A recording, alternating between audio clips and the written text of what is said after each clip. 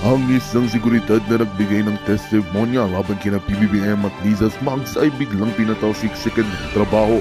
Ayon sa ilang mapagkakatiwalaang source, sinabi nilang nanganganib rin ng buhay ng seguridad dahil sa kanyang desisyon na tumanaw sa Pangulo. Pinapakita nito kung paano ginagamit ang yaman at kapangyarihan upang pigilan ang mga naglalantad ng katiwalian sa administrasyon. Nagdulot ito ng mainit na diskusyon sa mundo ng social media kung saan maraming netizens ang nagpahayag ng suporta sa seguridad habang iba naman ay nagpahayag ng kanilang pagkadismaya sa nangyari. Isang malaking hamon sa kalayaan ng pamamahayag ang nangyayari na nagpapakita ng kahalagaan ng pagiging tapat at matapang sa panahon ng pang-aapi at katiwalian. Sa kabila ng mga pagsubok at banta sa kanilang kaligtasan, patuloy pa rin ang mga individual na lumalaban para sa katotohanan at katarungan. Ito ay isang paalala na ang pagtindig sa tama at paglaban sa katiwalaan ay hindi lamang tungkulin ng ilang tao, kundi responsibilidad ng bawat mamamayan. Well, itong ang balitang ating pagkakatutukan. Ngunit bagong lahat, siguraduhin mag-subscribe at i-hit ang notification bell para sa patuloy na pagtutok sa mga sulyap ng bagong balita sa tunay na boses ng masa.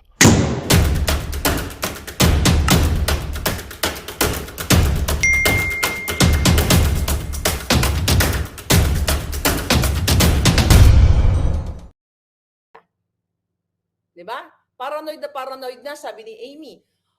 Yes, paranoid niya. Dismantle the oligarchy in the Philippines, sabi ni Fahad Isaac. Ayun na nga, kitang-kita niyo naman yan noong panahon ni Duterte, pinagmumura niya yung mga malalaking negosyo.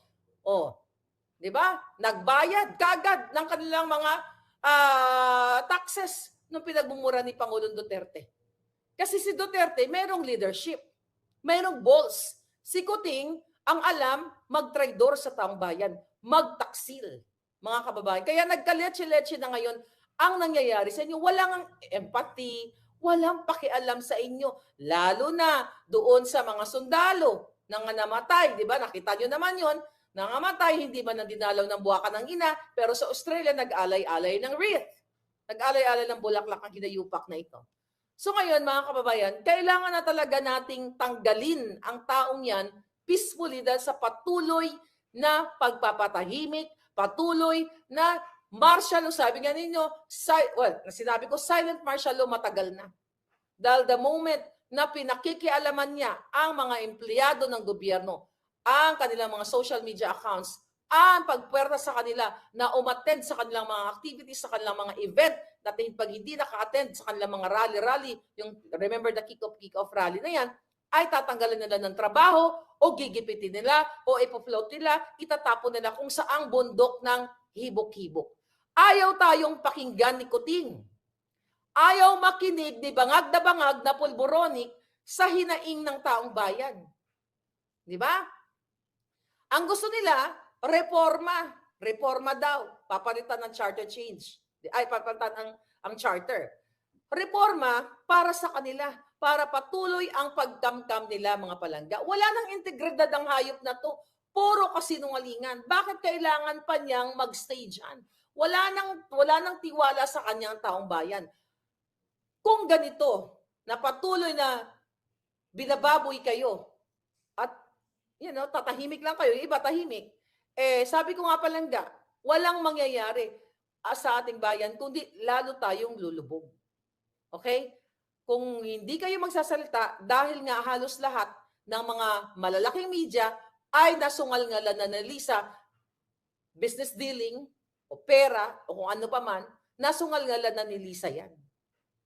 Papayag ba kayo na isang buwaka ng inang kordoroy ang mukha na si Lisa Araneta Marcos, aka Butod, Mudlo, Putot, ang patuloy na magpapahirap sa inyo? Kayo, ulit-ulit ko, men and women in uniform, kayo dati ng mga taong gobyerno na binababoy ng babaeng pinakamasama sa lahat. 1 billion o trillion times ang kadyutahan ng buwaka ng inang Lisang hayop na yan. Buwaka ng ina yan. Wala nang magiging maganda na mangyayari sa kinabukasan ng bayan. Ang meron lang magandang mangyayari, sila. Ulit-ulitin natin, party-party, every other day. Nung birthday ni, may nag-message sa akin, itong buwaka ng inang Sandro na yan. Okay? Yung hayop na yan. Nagparty na naman. Samantalang kayo, hindi makabili ng tamang sapat na pagkain. Tapos papayagan nyo na lang na ang pera ng bayan pinaparty. Pera ng bayan pinupulburon. Pera ng bayan binabayad sa trolls. Pera ng bayan binabayad sa mga hitmen para ipagurgur tayo. Hindi tayo titigil everyday. Mga palangga, huwag kayong pumayag. Kailangan yung kausapin ng inyong mga anak, ang inyong lalo ng mga teenagers. And I salute dun sa mga bata dyan sa KOJC. Talagang makikita mo sila, mga bata, hindi sila katulad ng mga bayarang ralista na ginagawa ng mga kaliwa. Actually, tinanong ko yung nag-attend ng pagkain. Sabi ko, palangga, sabi ko, ano yung na-notice mo? Sabi ko, be honest, anong na-notice mo doon sa KOJC rally?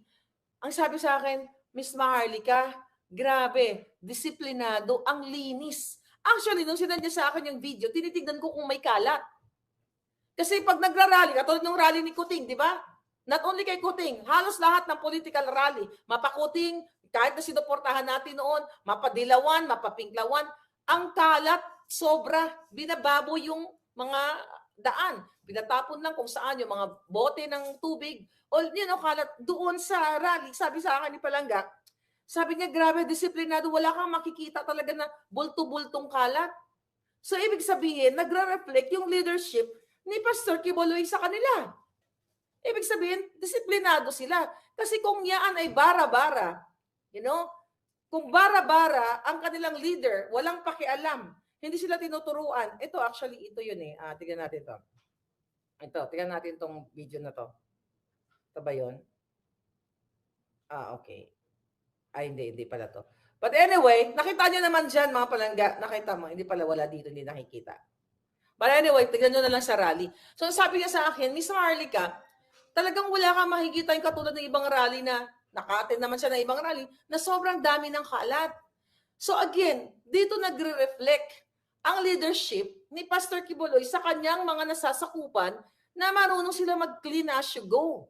Kung lahat tayo, sabi ko nga kay Palangga, sabi ko, alam mo kung lahat ng Pilipino marunong, may disiplina, na hindi nagtatapon ng mga basura, hindi sana hindi babarayan sa mga estero, sa mga baha. Hindi sana hindi kikita yung mga buwaka ng inang, mga tirador o mga kawatan sa politiko kasi yung mga yung mga pagtatapon ninyo mga basura, 'di ba?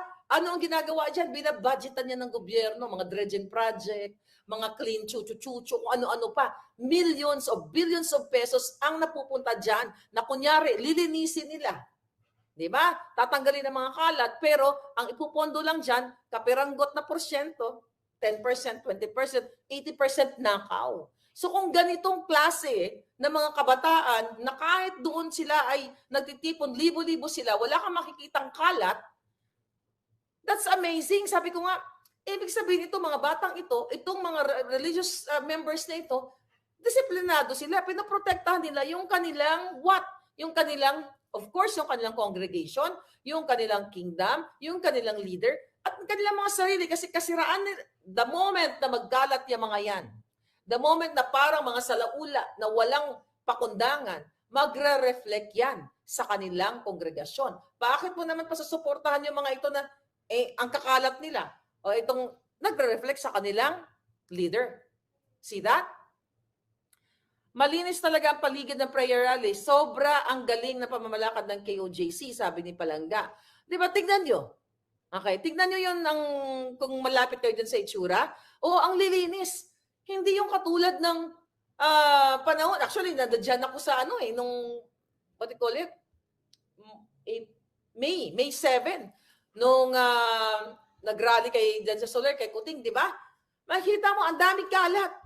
Di ba? Actually, ako, nagsalita ako, sabi ko, ano ba to? Sabi ko, dapat naman nagliligpit tayo. Dapat naman hindi tayo nagkakalat. Doon, after nun, di ba, gabundok ang mga kalat. Kasi walang leader na nagsasabi na magligpit kayo. Kaya sa mga susunod na mga rally, whether not KOJC at iba pa mga rally ng mga palangga, ito, total women empowerment, di ba? Try your best. Na pag may ininom kayo, may kalat kayo, lagay nyo sa bag ninyo. Tapon nyo sa basurahan. Kahit balat ng candy. Kasi napakalaking bagay kung libo-libo tayo, lahat tayo nagkakalat. isang balat lang ng candy, isang bote, tatapon natin ng bonggang-bongga. Eh di wala na. Mismo tayo ang dumudumi sa ating kalikasan, dumudumi sa ating bansa. 'Di ba? And I salute you guys. Kaya sabi ko sa kay Palangga, yung volunteer, sabi ko nakakatuwa naman. Tapos sabi ko, ano yung negative na nakita mo? Sabi niya sa akin, ang negative, ma'am, yung iba, hindi doon sa rally. Sa ibang, kasi bumili siya ng mga water. Tinatanong niya yung mga tao na ano masasabi. Ano daw masasabi sa nangyayari ngayong rally sa Liwasang Bonifacio. Very generic yung sagot na parang ang sabi niya sa akin, yung iba parang walang pakialam. Pero ang common denominator, sabi niya sa akin, pero ang common denominator, ma'am, ang sinasabi nila, nabudol sila. Hindi nila akalain na as early as before 2 years ay ganito na nangyari sa Pilipinas. Sabi ko, okay na yan sa akin na marinig ko. Yan na lang na naramdaman ng taong bayan na nabudol sila at binaboy sila ni Marcos. At even though hindi sila makarating doon dahil syempre kailangan din naman magtrabaho ng mga tao, ibig sabihin, hudyat yan, nagising sila. Diba? Gising sila. Pero dapat ang mas gising yung mga taong nasa gobyerno na nakikita nila etong sigaw ng taong bayan, sigaw ng KOJC members na kailangan ibigay nyo sa amin ang hustisya. Hindi nyo pwedeng gipitin si Pastor Quiboloy at litisin ni Ontiveros dyan. Sabi ko nga, yan si Ontiveros, ang jutang gininang yan, alam nyo naman yan. Diba? Anti-Marcos pero ngayon hindi na anti-Marcos. Kasi what? Ang kanyang pakapatid na si Jingay Ontiveros ay nagtatrabaho kaya Boytis at yung connect, nakita nyo, yung connect the dots. Kaya tahimik siya. So sa halip, ayan ay dilawan. Ano ba si Lisa? Super dilawan. Pulahan. So magkakasabot na yung mga putang inang yan para gipitin si Pastor Quiboloy. Gipitin dyan at gusto nilang litisin. Imagine nyo, in aid of legislation, Chucho. Tapos recently, di ba, itong si JV Ejercito, tandaan yung pangalan, binawi niya yung kanyang nag-withdraw siya, di ba? Yung perma niya na dapat hindi hindi i-contempt si Pastor Quiboloy. O ano, JB, magkano? Nabayaran ba, JB? Ha? Ngayon, ito lang sa atin. Mga kababayan, lahat tayo, okay? Lalo na si Pastor Quiboloy, kasi religious leader siya eh. Kaya nga tayo may separation of church and power eh. Na hindi dapat pang pagkikialaman o panghimasukan o i-politicize yung mga religious group. Hindi dapat silang targetin. Di ba? Kung meron man siyang pagkakamali, dalhin siya sa proper forum, sa korte. Hindi dyan. Na talagang ang target ni Lisa Ahas at ni Marcos Jr. ay ipahiya at ginagamit itong si Ontiveros at ginagamit ang mga jutang ginemes na pwedeng gamitin ni Lisa para i-shutdown, which is na-shutdown na nga lang, tanggalan na nga ng prangkisa, si Pastor. Dahil ulit-ulitin natin, natatakot si Lisa Ahas Marcos na mag-take over si Inday Sara. At alam ng taong bayan na si Inday Sara, si Pangulong Duterte, si Pastor Quiboloy ay ganito ang kanilang friendship, ganito ang kanilang support sa isa't isa. The target is Sara and Pangulong Duterte. At kasama siyempre si Pastor. Kaya sabi ko nga, para silang mga ganyan, magkakapatid. Di ba? So yan ang ginagawa ni Lisa Smugs. Like ako, di ba? Critical. Ano ginagawa sa akin? Alam niyo naman siguro yun. Pero sa tingin niyo, papatinag ako. Hindi tayo papatinag, mga palangga. Hindi tayo papatinag kahit magtanim pa si Lisa Ahas na mga kaso-kaso sa akin. Thank you sa mga dasal ninyo. Sabi ko nga, isang beses lang ako mabuhay. Kakarayin kong putang inang yan. Kahit sa korte. Para umikot na yung kipay niya. Diba? Gagamit siya ng proxy. Bakit? Diba? Bakit siya gumagamit ng mga proxy ng tao? Eh, siya inaakusahan ko. Tangina ka, smuggler ka. O, diba? Diretso. Yan, lima lang ang sinabi ko na Lisa Ahas Marcos, ikaw ay isang business partner ng smuggler. Hindi yan di umano. Straight from my mouth. Ba tayo akusahan ng putang inang yan? Takot siya kasi magagaladgad siya. Diba? Sabihin ko, tangina ka. Inarbor nyo si Amit Chandiramani. O, di ba? Napakabigat niyan kung gusto niya akong kasuhan. Hindi niya gagawin yan. Kasi takot niya makaladkad yung buwaka ng inang yan. Ito si Amit Chandiramani. O, ito. Ito yung hinuli. Pakita natin uli. Kaibigan ni Mel Robles. Ayan. Tatayuan ko yan. Kasi nahuli. Ayan, may mugshot na. Tangina, nahulihan na ng di-kalibring matataas na barel. Inarbor ni Robles, pinalaya. O, yan. Kung si Lisa Ahas Marcos na kordoroy ang pagbumuka at pinakamakawat sa lahat ng makawat at pinakasatanas sa lahat ng satanas. Most powerful ka? Bring it on. Bakit hindi ikaw ang kumaso sa akin? Bakit kang gumagamit? Duwag ka. Nagtatago ka sa salapi ng bayan. At babawiin namin lahat yan sa tamang panahon. Diba? Hindi yan libel. O, hindi yan di umano. Right there sa mukha ninyo mga palangga. At pinakita ninyo sa atin kung paano siya associated sa mga yan. Lalo na kay Michael Ma na pinangalan ng smuggler. Hanggang ngayon, walang hearing dyan. Anong ginawa ni Kuting? Kasi nag-iintrega sa kanila every day, every second, bawat segundo. Nag-iintrega sa kanila. Bawat segundo, bawat hininga nila. Kahit sila ay nagpupulburon, kahit sila ay nagpa-party, kung saan man sila mag-travel, kumikita sila ng pera, mga palangga. See? Tapos kayo, Hindi nyo to papansinin? Pinakita ko siya paulit-ulit, 1 taon na ako nagaganyan. But again, I'm so happy dahil dumadami na nga tayo. Siyempre, hindi naman kagad-agad mabibigla yun ng boom. Slowly but surely. Kaya Kalisa, kahit palitan mo pa yung mga regular guards dyan sa Malacanang, papalitan namin kayo.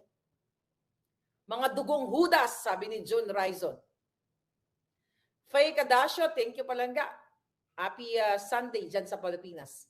Sindikato ang gobyerno, sabi ni Watsi. Okay? Sindikato talaga. Kaya naman ang mga hinayupak na yan, no? Posible na halang ang mga kaluluwa ipinalit sa PSG. Mga bayad ang mga kaluluwa, sabi ni Sanico. Sana, ako naniniwala ako na kahit paano may puso pa yung mga yan. Kaya nga pinapaalam sa inyo, mga kababayan, pinapaalam sa inyo ng mga concerned natin mga nasa Malacanang na yan ang ginagawa nila. Alright? Ito na natin mga juting jazz natin. Alright.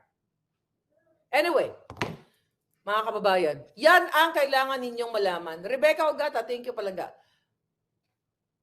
Sabi ni Desiree, mabuti pa si Madam, sobrang tatapang na, kaya ang matatapang na men in uniform. Desiree Dailan, oo nga eh. Pero naniwala ako matatapang din yung mga yan. Kayo, thank you Desiree. Ngayon, sabi ko nga, ito mga matatapang na men and women in uniform. If you are for your country, if you are for your flag, na sumumpa kayo, you have to speak up. Ako nga may patong pa sa ulo eh. Cool lang. Di ba? Pakulkul lang ako ng bonggang-bongga. Nagpa-function pa rin ang buhay ko. You think natatakot ako? Hindi. Ba't ako matatakot? Sila lang ba may kamay? Kahit ballpen lang. Sila lang ba may kamay? Ballpen lang. Pag na-shot to sa kalimutaw nila, tangina. Di ba? Yun ang kalimutaw. Ballpen lang. Kapag nag-igo ni sa kalimutaw sang ahas, ay di potar, mag-ikol-ikol din ang buli isang ahas. Kag. Translate may Ilonggo. Ito lang katapat niyan. Sana maging matapang sila. Mag-via Zoom ka mamaya. Mag-via Zoom na naman ako. Wala naman ako invitation. Nagsalita na ako. Pero para mas maganda dun sa live, nahirapan talaga ako dun sa salita ako nung interview, okay. Pero naririnig ko yung boses ko. Hindi ako nag-e-echo yung boses ko doon. I hope maging okay yung reception, I hope so. Why not, di ba? Mga smuggler na mamahagi naman kayo kahit isang sakong bigas, sabi ni Claire Romulio. Protect Madam Harlika, sabi ni Watsi ng Bisaya. Okay? Huwag daw agad pupunta sa Malacanang, sabi ni Captain Dado. Okay, well, you know what? Expect the beautiful things sooner. Okay? Ako, sabihin na nating, kaya, ganito na lang, sabihin na, basta expect the beautiful things, mga palangga. Alright? Basta huwag kayong tumigil. Huwag kayong magpasindak. Mga kababayan, kanina, okay, with my friends and business partners here. Kasi I have new business partner. Kasi busy yan ang lola ko. Ay, lola mo. Sabi sa akin, hindi ka ba hindi ka ba naatatakot or naapektuhan sa mga nangyayari, ginagawa sa panggigipit? Hindi. Sabi ko ganun sa kanya. Kahit bigyan nila ako ng burden. Sabi ko, I think yun ay adya ng Diyos. Adya ng pagkakataon. Sabi nga ng friend ko, ito lang, no? Chika-chika lang, mga palangga. Sabi niya, I think you have to go back to school, sabi sa akin. Sabi ko, school, aaral na naman, napapagod na ako. Wala na ako energy sa dami ng, may energy ako sa Boljak. Sabi niya, bumalik ka sabi niya, mag-aral ka kaya, mag-abugas siya ka para ipagtanggol mo yung sarili mo. Sabi sa akin, pagtanggol mo para lalo mo silang durugin. Sabi ko, I don't think so. Nakaya ko pa yan sa dami-dami ng mga activities na ginagawa ko sa buhay ko. At syempre, ating pangkabuhayan. Sabi ko na ganun. Sabi niya, hindi, para gusto, sabi niya sa akin, gusto ko kasi kitang makita na nilalampaso mo sila. Sabi ko, kaya naman natin silang lampasuin kahit hindi ako abogada. But sabi ko, we'll see, I hope I'm rich so I can afford to go to school, di ba? Mahal kasi dito eh. Actually, nag-inquire na ako. But to be honest with you, 4 or 5 years ago, sumagi sa isip ko na bumalik talaga na mag-law school kasi hindi ko kaya.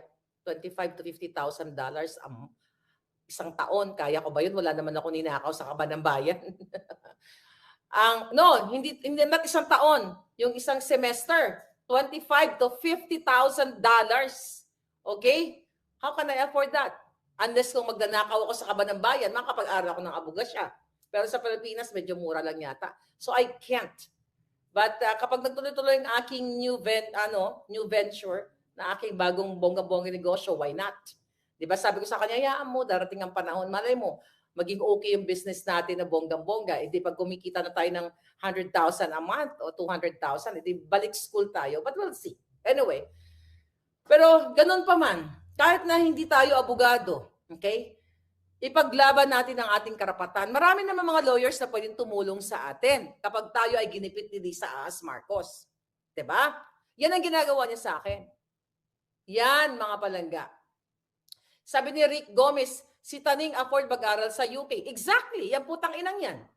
Imagine, pinaaral ni Lisa yan. Pera ng bayan. Saan kukuha yung taong yan ng pang-aral sa London pa? Boarding. Tuition fee, paglamo ng baboy na yan. Saan kukuha yan? Yan ang isa yan. Walang trabaho, nakapag-aral sa UK. Yan, thank you palangga sa pag-comment yan, ha? For reminding me. Si Rick Gomez, saan kukuha ng pera yan? Di ba? Pera ninyo. Namamalimos lang, nangingikil lang sa inyo yan. Yung mga dating nanonood sa kanila, nangingikil. Didn't can afford na pumunta sa UK? Anong negosyo niya? Well, part din siya ng smuggling business. Part sila ng pagpapanalo sa loan better. Dahil yan ay si Mel Robles ang kanyang what? Ang kanyang, okay.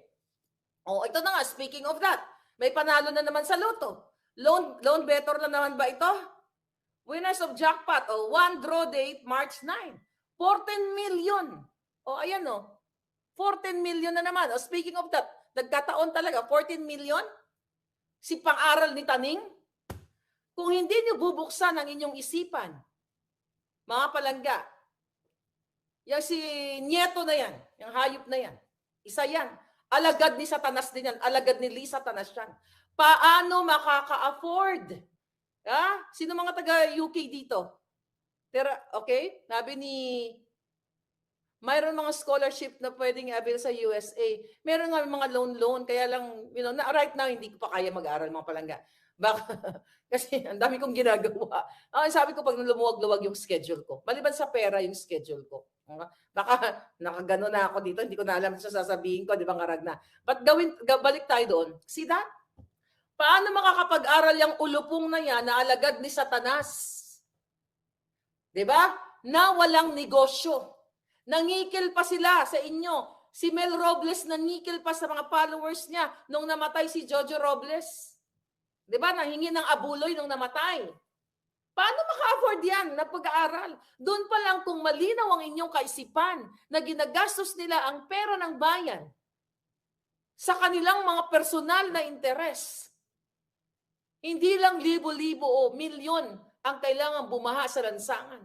You have to speak up now. Kailangan nyo ng kumilos, mga palangga. Kailangan nyo ng magsalita. Sabi ni Poms Cute, walang pera yan. Si RJ na nagpunta nga yan dito sa New York. Pakain namin. O, see that, palangga? O, sabi ni palangga, o, ano natin? O, kahit naman dito sa California, di ba? Pumunta yan dito, nang mamalimos, binigyan niya ni Kelly Kellogg's yan, Kelly Dayag ng $100. So, anong ibig sabihin nun? Binababoy ni Lisa Marcos, ni Marcos Jr., ang pera ninyo, imbis na para sa livelihood programs, sa mga scholarship ng mga anak ninyo, ayusin ang ating ekonomiya. Anong ginagawa? Ninanakaw ang pera ninyo para ipaaral sa kanyang mga trolls. Ipapambayad sa kanilang mga attack dogs. Hindi pa kayo kikilos? Kailan tayo kikilos, mga palangga? Magpasalamat tayo, may SMNI tayo dyan. Meron tayong KOJC, meron andyan dyan kayo. Kumilos na kayo, kumbinsihin ang inyong mga, lahat na pwede niyong kumbinsihin, mga palangga, na magsalita. Kinikitil na, ginugurgur tayo sa social media. Ginugurgur lahat tayo, pati ka ba ng bayan, ginugurgur, ginigipit, walang hiya si Marcos Jr. at ang lahat ng buwaka ng inang, mga kabinete niya, binababoy ang Pilipinas. At ngayon, ibabala pa kayo sa kanyon, ibabala kayo sa giyerang parating na pagbabadya. Dahil sa mga ginagawa ng hayop na to, wala silang pagmamahal sa Pilipino. Meron silang pagmamahal sa pera ng Pilipino. Meron silang pagmamahal sa kanilang mga kasabwat na dorogista, na mga mafia at lahat ng mga kababayan. See that? I can't afford na magpatuloy pa ako magsalita. Okay? After June. I cannot afford siguro. Well, I'm not saying, pero ang ibig ko sabihin, wag nyo na sanang papausin pa yung bunganga ko. Wag nyo na papausin pa yung litid ko. Okay? Wag na. Tapusin na natin to.